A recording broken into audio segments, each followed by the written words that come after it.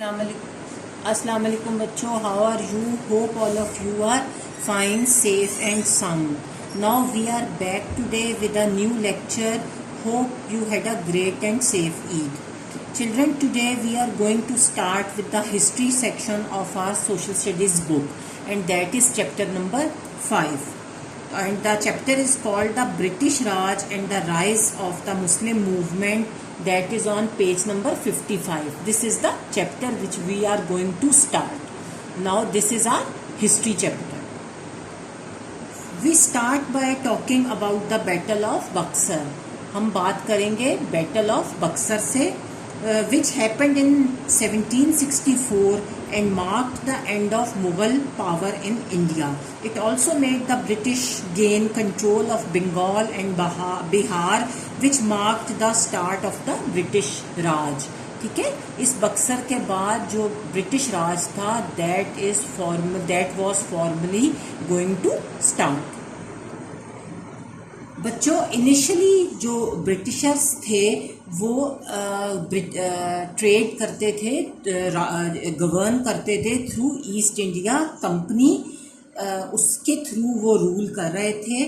मगर war of independence जो थी, या जिसे हम इंडियन रिवोल्ट बोलते हैं, उसके बाद इस जंग या इस बगावत के बाद जो थे ब्रिटिशर जो थे they started to rule as the British government. उन्होंने एज ए गवर्नमेंट इंडिया को रूल करना शुरू कर लिया.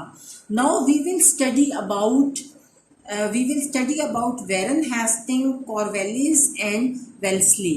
ये जो थे ये गवर्नर्स थे. ये तीन लोग थे जो मेन लोग थे, मेन ब्रिटिशर्स समझे जाते थे, जिनकी वजह से ब्रिटिशर्स जो थे were able to gain control of India. इन तीनों लोगों की वजह से इंडियंस जो ब्रिटिशर्स जो थे वो इस काबिल हो गए कि इंडिया के ऊपर कंट्रोल हासिल करें. और उन्होंने, ये जो तीन लोग थे, इन्होंने सिर्फ वॉर टैक्टिक्स के तरीके इस्तेमाल नहीं किए, सिर्फ वॉर टैक्टिक्स ही नहीं इस्तेमाल किए, बल्कि ये लोग जो थे दे took another tactics as they frequently used was to make alliances with local rulers.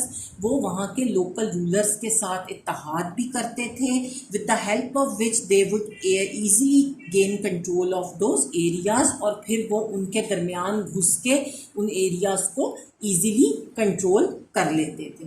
जो वॉरेन हेस्टिंग्स था, who lived from 732 till 1818, became governor general of Bengal in 1771. वो 1771 में जो गवर्नर जनरल था बंगाल का वो नाफिज हुआ. और इसने एक इंग्लिश स्टाइल का लीगल सिस्टम जो था वो बनाया, और एक बहुत तेज़ और इफ़ेक्टिव जो था वो टैक्स को कलेक्ट करने का सिस्टम भी इंट्रोड्यूस कराया. मगर शुरू में वो जो था वो गवर्नर की पोस्ट पर था. He was a governor initially, but after that बाद में इसको ब्रिटिश के अंडर सब जगहों का गवर्नर जो था वो बना दिया गया वॉरेन हेस्टिंग्स को. उसके बाद जो है वो हम बात करेंगे जो हमारा दूसरे नंबर पर था, जो लॉर्ड चार्ल्स कॉर्नवालिस था, इसकी बात करेंगे. ये दूसरे नंबर पर आता था और ये 1786 से 1993 जो था इस पीरियड के दौरान गवर्नर जनरल रहा.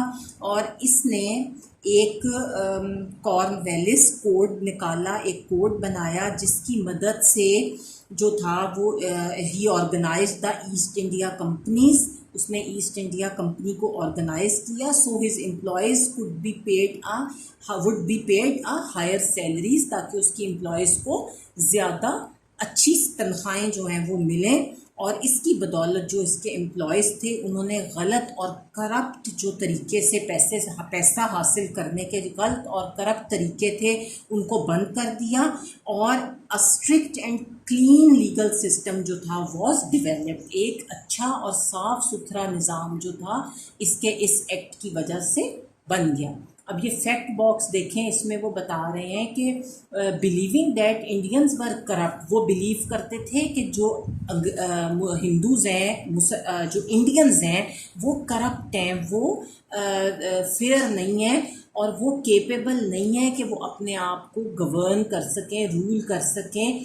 तो जो कॉर्नवालिस था वो उनको अलाउ नहीं करता था कि वो अच्छी पोस्ट्स जो हैं, जो रिस्पॉन्सिबिलिटी वाली नौकरियां हैं वो उनको दी जाएं और वो कोई अच्छी पोस्ट्स को एंजॉय करें।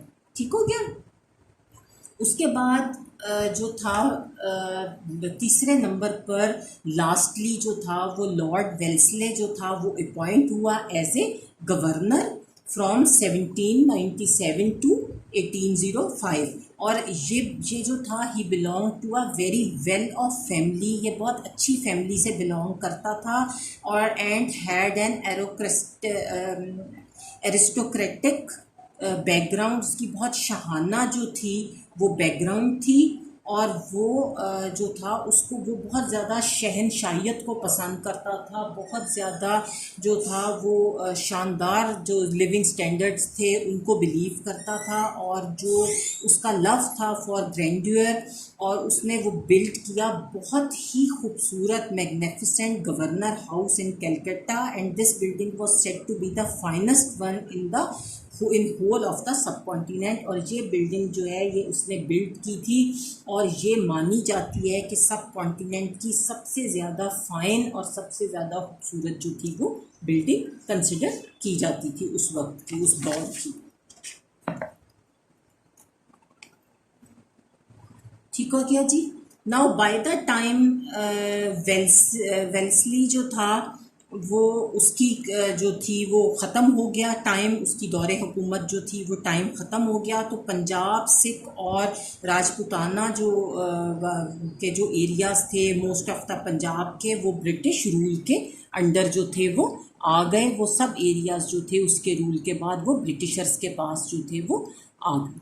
ठीक हो गया। Now we will have to do how did the British take control of Punjab and Sindh। अब ब्रिटिशर्स जो थे how did they took Punjab and Sindh. Now most of the areas जो आज का पाकिस्तान है उस वक्त पे वो रूल करता था ये area Sindh and Afghan Pathan chiefs. जो अफगान पठान चीफ्स थे और जो सिख्स थे वो आज का जो पाकिस्तान है उसको रूल कर रहे थे। और जो इन 1970 जो सिख लीडर था रंजीत सिंह, वो गवर्नर बन गया of trading city of Lahore. वो लाहौर का जो शहर था उसका गवर्नर जो था वो नाफिज हुआ और उसने प्रोक्लेम किया कि पंजाब जो है वो that is a Sikh kingdom, वो एक सिखों की मलकियत है, हुक्मरानी है, और उसने अपने आप को डिक्लेयर्ड अ महाराजा। और जो ब्रिटिशर थे वो बहुत ज़्यादा परेशान थे, they were very concern about the Sikhs rising power. जो सिखों की उभरती हुई ताकत थी उससे जो थे वो बहुत ज़्यादा परेशान थे ब्रिटिशर्स, और उन्होंने अपनी एक आर्मी जो थी वो भेजी पंजाब में 1809 में, and Sikh agreed to become a British ally. और जो सिख्स थे उन्होंने ब्रिटिशर्स की बात मान ली और ब्रिटिशर्स के साथ वो उन्होंने अलायंस कर लिया, इत्तेहादी बन गए और उनके एलाय बन गए। और 1820 तक जो ट्रूप्स थे उसके सिख्स के, उन्होंने मुल्तान को भी कैप्चर कर लिया, पठान और जो पेशावर का स्ट्रॉन्ग होल्ड जो पठानों का एरिया था वो, और कश्मीर जो था वो उन्होंने जो था वो कैप्चर कर लिया।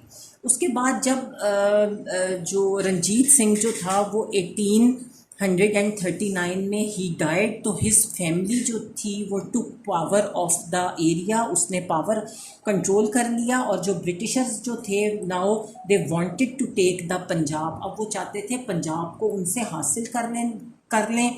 And in 1844 they lined up 32,000 troops जो थे उन्होंने वो अपने भेजे, और 68 कैनन्स तोपें जो थी वो रिवर सतलुज जो था उसके मशरकी साइड पर भेजी, और सिख फोर्सेस जो थे crossed the river to meet them, वो भी दरिया को पार करके उनसे लड़ने के लिए पहुँचे।